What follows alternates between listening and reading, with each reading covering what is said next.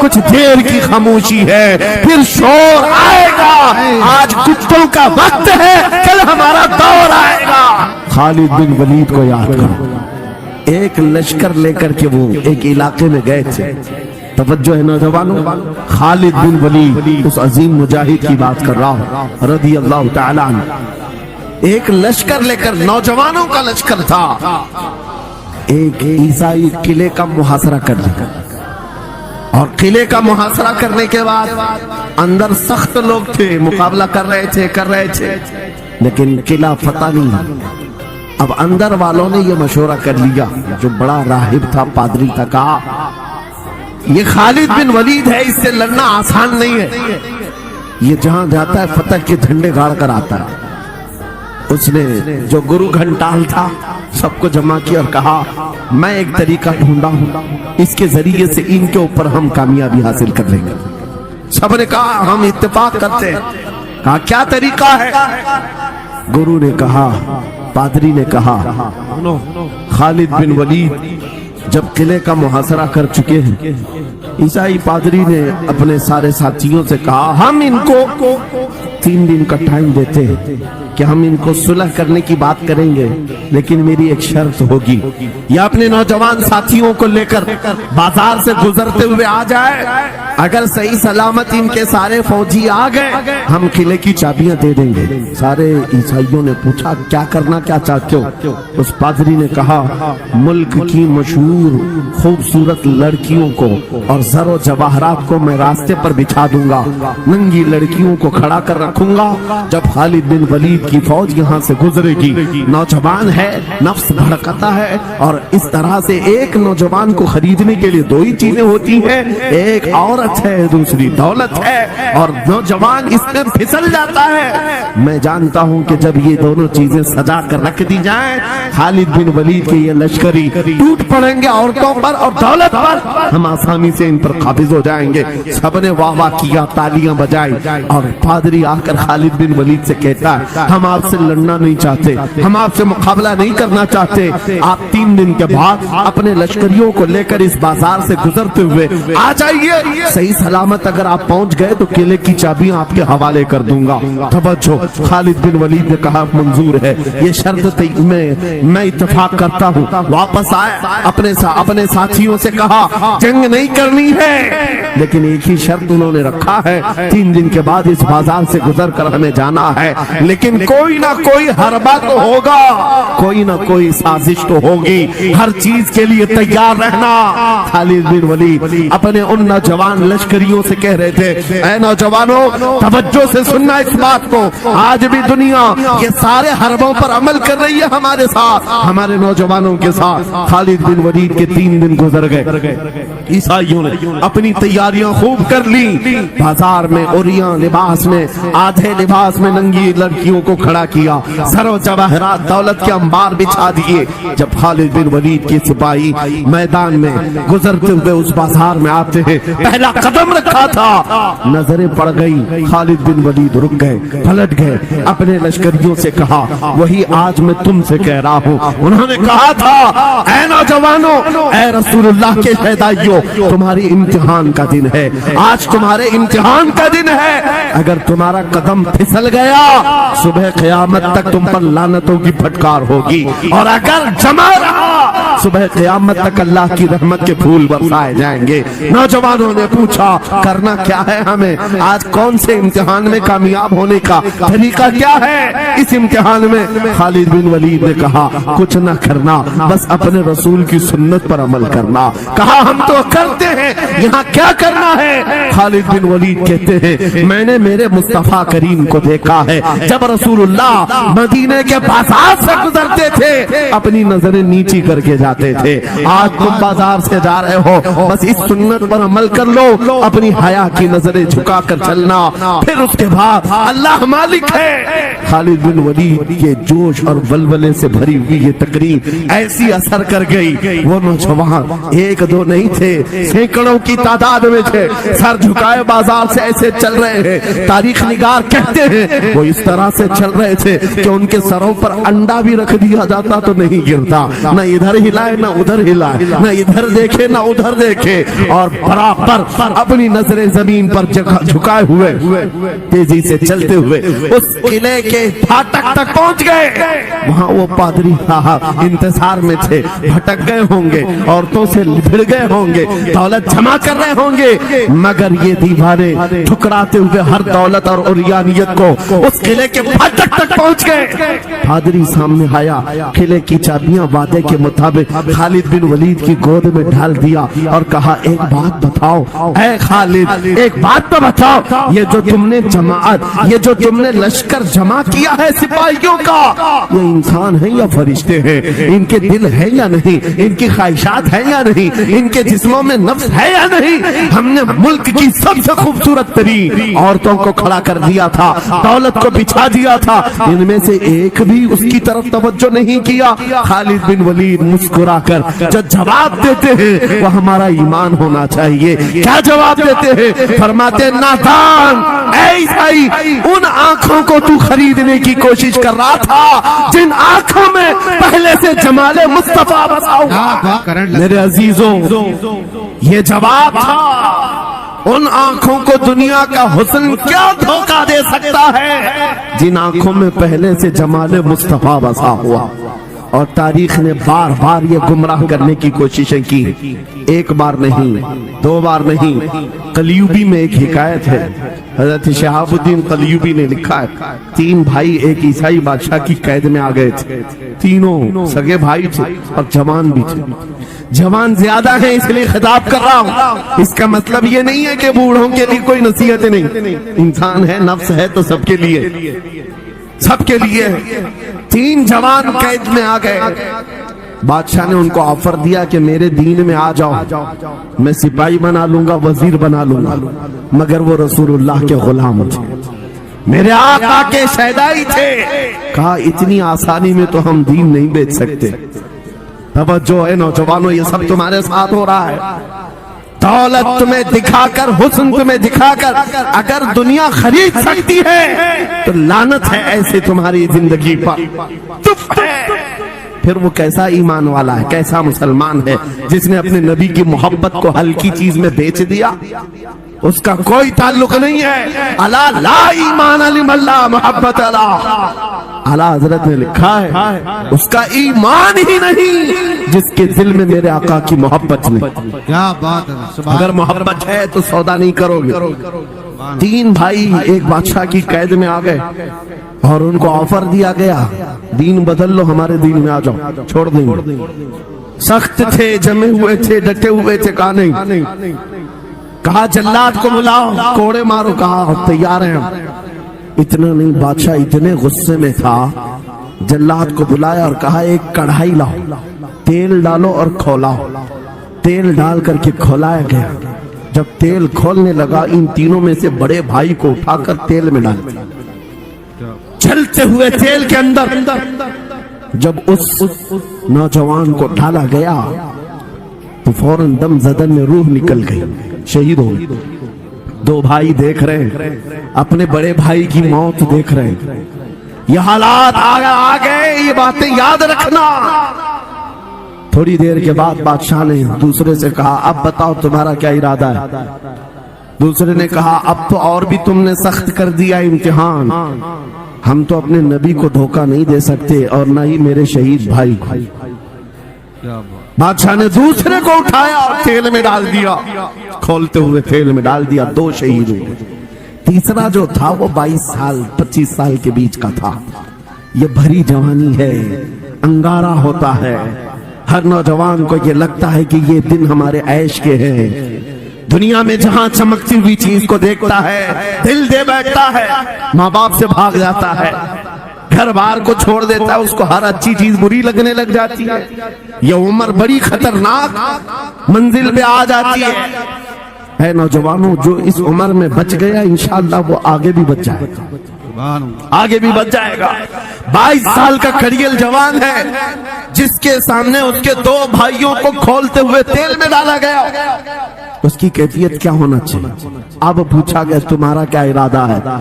कहा इस तरह तुम 100 बार भी तेल में डालोगे तो मैं यही कहूंगा मेरा रसूल मोहम्मद है सुभान अल्लाह सल्लल्लाहु अलैहि वसल्लम, हमारे आका मोहम्मद सल्लल्लाहु अलैहि वसल्लम हैं। मैं यही कहूंगा। बादशाह इतने गुस्से में था, कहा कि इसको चीर दो, इसको काट दो। वजीर था बादशाह का चालाक, उसने कहा इसको कत्ल कर देने, मार देने से कुछ होगा नहीं, मुझे 1 महीने का टाइम दे, इसको चेंज करके लेके आऊंगा, अगर नहीं लाया तो मेरी जिंदगी दांव पे लग जाए। बादशाह ने कहा ले जाओ, 1 महीने का टाइम है, इसको बदल करके लाओ। वजह यह थी कि उस वजीर के घर में बड़ी खूबसूरत लड़की थी, जिसके रिश्ते के लिए बड़े बड़े बादशाहों के शहजादों के पैगामात आते थे। वजीर ऐसा था कि इस एक नौजवान पर अपनी पूरी मेहनत सर्व करना चाहता था।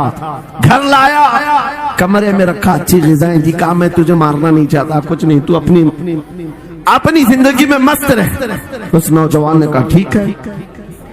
उसके बाद अपनी, ए बेटी तेरे पास तेरे बाप को बचाने के लिए एक ही काम है, इस जवान का दिल जीत करके लिया, बादशाह से जो चाहे तुझे दिला दूंगा।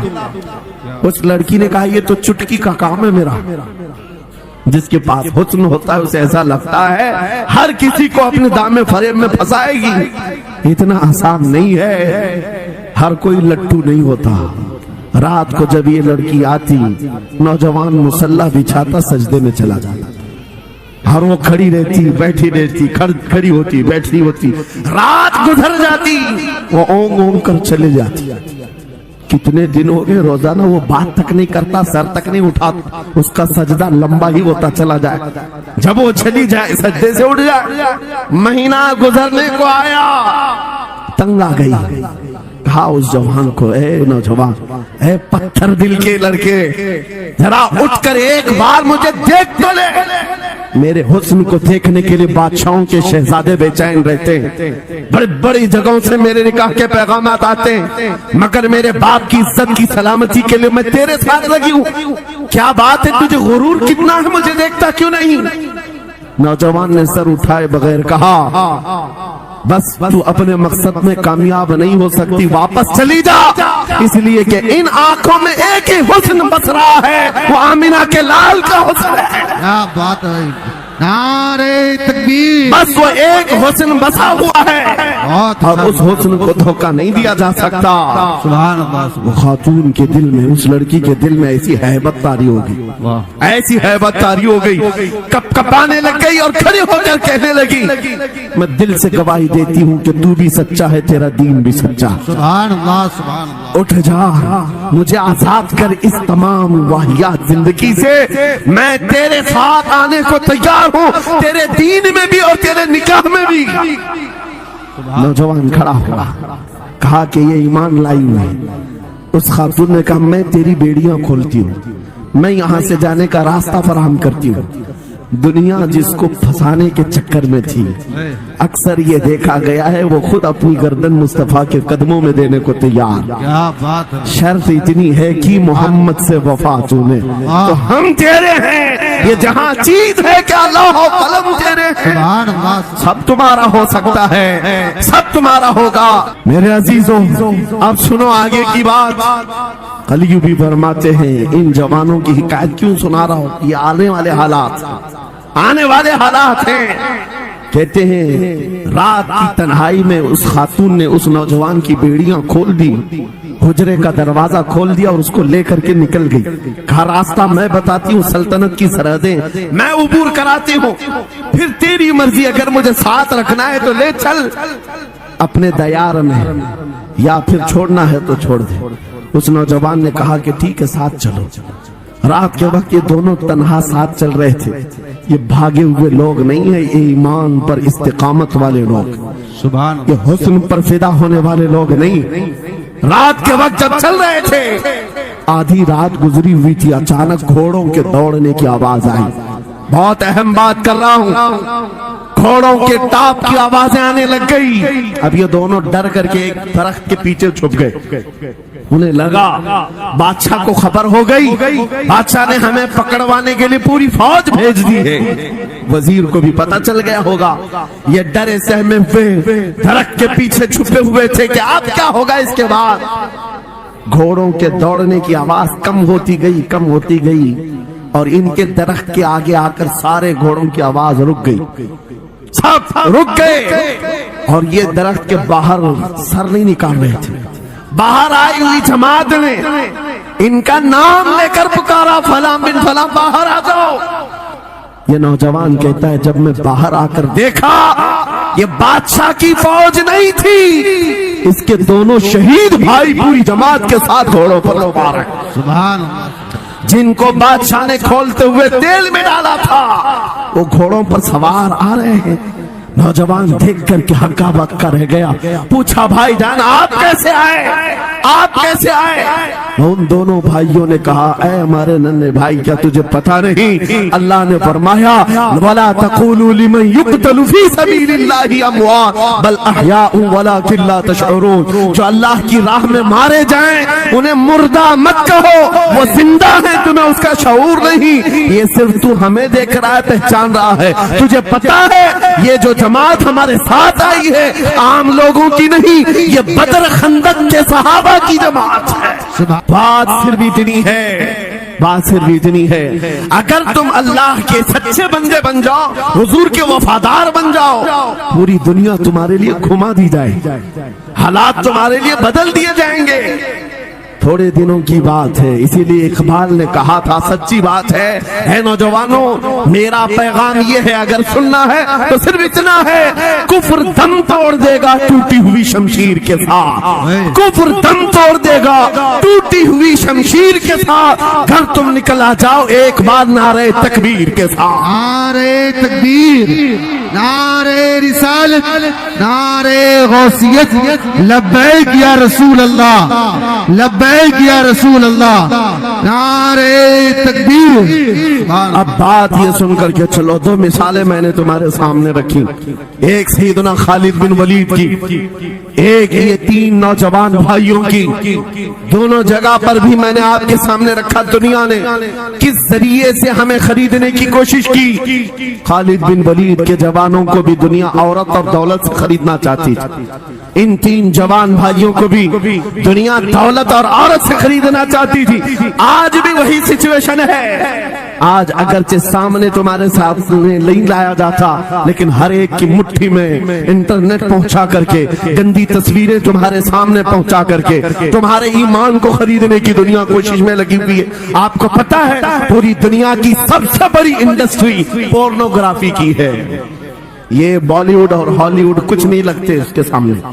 پورنوگرافی جو اور یہاں گندی فلمیں بنانے والی انڈسٹری سب سے بڑی ہے، کروڑوں اربوں ڈالر اس میں خرچ کیے جاتے ہیں۔ کس وجہ سے؟ تمہاری آنکھوں کی حیا ختم ہو جائے، تمہارے ایمان کا قتل ہو جائے۔ آج نوجوان یہ سمجھتا ہے میری مٹھی میں موبائل ہے، مجھے کون دیکھ رہا ہے؟ یہ گھر کے اندر تاریکی میں بیٹھ کر کے اپنی آنکھوں کا سودا کر رہا ہے۔ ان عریاں تصویروں کو تم اپنی انگلیوں کے پور سے ہلا ہلا کر کے دیکھ رہے ہو۔ ایک بات یاد رکھنا، ہو سکتا ہے تمہاری ماں سے پوشیدہ ہے، تمہارے باپ سے چھپی ہوئی حرکت ہے، تمہارے بھائی اور دوستوں سے چھپی ہوئی حرکت ہے۔ قرآن کہتا ہے یعلم خائنۃ الاعین وما تخفی الصدور، وہ اللہ ہے جو تمہاری آنکھوں کی خیانت کو دیکھ رہا ہے، تمہارے دلوں میں چھپے ہوئے حالات کو بھی وہ جانتا ہے۔ اس لیے یاد رکھنا آج ہماری کی ہوئی حرکتوں کے لیے میرا مولا فرماتا ہے فَمَنْ يَعْمَلْ مِثْقَالَ ذَرَّةٍ خَيْرًا يَرَهُ وَمَنْ يَعْمَلْ مِثْقَالَ ذَرَّةٍ شَرًّا يَرَهُ، جو ایک رائی کے دانے کے برابر بھی نیکی کرے گا قیامت میں دن وہ بھی دکھایا جائے گا، اور ایک رائی کے دانے کے برابر برائی کرے گا وہ بھی دکھایا جائے گا۔ لقمان حکیم نے اپنے بیٹے کو یہ نصیحت کی تھی، یا بنیا انہا ان تک مثقال حبۃ من خردل فتکن فی صخرۃ او فی السماوات او فی الارض یأتی بها اللہ۔ لقمان حکیم ان کا نام ہے جن کا ذکر قرآن میں آیا ہے، اگرچہ نبی نہیں ہے لیکن اپنے بیٹے کو کیا نصیحت کیا تھا؟ بیٹا اگر تو برائی کرے گا چاہے پہاڑ کی چٹان میں اندر جا کر یا آسمانوں میں جا کر یا زمین میں اندر جا کر، کہتے کہیں جا کر کر لے، یأتی بہ اللہ، اللہ وہ تیرے سامنے لائے گا، اللہ تیرے سامنے لائے گا۔ قیامت کے دن بے آبرو ہونا ہو، ذلیل و رسوا ہونا ہو، تو پھر آپ کی مرضی۔ اذا لم تستحی فاصنع ما شئت، جب تمہاری حیا نکل جائے تو تم جو چاہو کر لو، اور اگر ایمان کی حیا باقی ہے تمہارے ہاتھ پیر کانپنے چاہیے، تمہارے ہاتھوں میں کپ کپی آ جائے میں کیا کرنے جا رہا ہوں۔ اے نوجوانوں، آج وہی سچویشن دوبارہ آئی ہے، تمہاری آنکھوں کو خریدنے کے لیے کروڑوں ڈالر لگائے گئے۔ تمہیں ایک بات یاد ہے، بریلی سے بڑے قریب رہتے ہو، یہ اعلیٰ حضرت کا علاقہ ہے نا، اعلیٰ حضرت والے لوگ ہیں۔ میرے اعلیٰ حضرت نے 100 سال پہلے کہا تھا، آنکھ سے کاجل صاف چرا لے، یا وہ چور بلا کے ہیں، تیری گٹھری تاکی ہے اور تو نے نیند نکالی ہے۔ سنا جنگل رات اندھیری چھائی بدلی کالی ہے، سونے والوں جاگتے رہیو چوروں کی رکھوالی ہے۔ یہ کس کے لیے کہا تھا اعلیٰ حضرت نے؟ کبھی آپ نے سنا؟ ہمارے ایک صاحب ہیں، ان سے ہم نے کہا تھا کبھی کسی تھانے میں ایسا بھی کیس رجسٹر ہوا ہے کہ کسی کی آنکھ سے کاجل چرایا گیا ہو اور آ کے کمپلینٹ کیا ہو کسی نے؟ آپ تھانے میں جا کر پوچھیں، وہ ہنسیں گے، میاں موبائل چوری کے واقعات ہوتے ہیں، پاکٹ مار ہوتے ہیں، پیسے چوری کے ہوتے ہیں، سننا چوری، چین چوری، یہ پہلا کیس سن رہے ہیں کہ کسی کی آنکھ سے کاجل بھی چرایا۔ یہ کیسے ہو سکتا ہے؟ یہ استعارہ ہے۔ میرے عزیزوں، مومن کی آنکھ کا کاجل وہ شیشی اور ڈبی والا نہیں، مومن کی آنکھ کا کاجل عشق مصطفیٰ ہوا کرتا، کیا بات، محبت مصطفیٰ ہے۔ اور یہ چھیننے کے لیے بڑے بڑے چور بیٹھے ہوئے۔ تمہاری آنکھوں کی حیا ختم ہو گئی تو تم جو چاہے کرنے لگ جاؤ، تمہاری آنکھیں اگر بھٹک گئی، اسی لیے میرے آقا نے فرمایا النظرۃ سہم من سہام الشیطان، نظر شیطان کے تیروں میں سے ایک تیر ہے، یہ نظریں ہی دھوکہ کھاتی ہیں۔ پھر یہ جو بے حیائی آج عام ہے، یہاں تک کہ یہ جسم فروشی پر لے آتی ہے، عورت کو اس کے ننگے پن تک لاتی ہے اور مرد کو اس کی بربادی پر لاتی ہے نظریں۔ اسی لیے دوا بتاؤں اپنی نظروں کو بچانے کا؟ دوا چاہتے ہو؟ اسی اعلیٰ حضرت کے شہزادے نے دیا تھا، مفتی اعظم ہند نے دیا تھا۔ دعا کرو بارگاہ رب العالمین میں کچھ ایسا کر دے میرے کردگار آنکھوں میں، کچھ ایسا کر دے میرے کردگار آنکھوں میں، ہمیشہ نقش رہے روئے یار آنکھوں میں۔ انہیں نہ دیکھا تو کس کام کی ہیں یہ آنکھیں کہ دیکھنے کی ہے ساری بہار آنکھوں میں۔ اے نوجوانوں، تم نے ابھی تک جمال مصطفیٰ کو شاید سنا نہیں ہوگا، یا تمہیں دیکھنے کی وہ تمنا آئی نہیں ہوگی جو ہونا چاہیے۔ جس دن یہ تمنا آ جائے، ہر حسن پھیکا لگنے لگ جائے، ہر خوبصورتی ہیچ لگنے لگ جائے، دنیا کی چکا چوند پر تمہارا دل کبھی نہیں جائے گا۔ بس ایک تمنا دل میں پیدا کرو، اگر اب کوئی آنکھوں میں دیکھنا ہے، ایک ہی چہرہ دیکھنا ہے، وہ آمینہ کے لال کا چہرہ دیکھنا۔ تمنا ہے یا نہیں؟ تمنا ہے؟ اگر ہے تو سنو کیا تھا چہرہ۔ حضرت جابر بن سمورہ کہتے ہیں ایک دن میں اپنے گھر سے نکلا، مسجد نبوی کے پاس آیا، 14ویں رات تھی، چاند آب و تاب کے ساتھ نکلا ہوا تھا۔ حضرت جابر بن سمورہ کہتے ہیں میں مسجد نبوی کے قریب آیا، اسی وقت میرے آقا صلی اللہ علیہ وسلم اپنے گھر سے باہر نکل رہے تھے، آپ کے جسم اطہر پر سرخ جبہ تھا اور امامہ شریف تھا۔ حضرت جابر کہتے ہیں کبھی میں رسول اللہ کی طرف دیکھتا تھا اور کبھی 14ویں کے چاند کی طرف دیکھتا تھا، کبھی ادھر دیکھو کبھی ادھر دیکھو۔ یہ حدیث پاک میں ہے۔ وہ صحابی کہتے ہیں میں یہ دل میں سوچ رہا تھا اس چاند کو زیادہ حسین کہوں یا اس چہرے کو زیادہ حسین کہوں۔ اسی اثنا میں ادھر ادھر دیکھ رہا تھا، پھر دل نے یہ فیصلہ کر لیا جس کو شاعر نے کہا ہے چاند سے تشبیہ دینا یہ بھی کیا انصاف ہے۔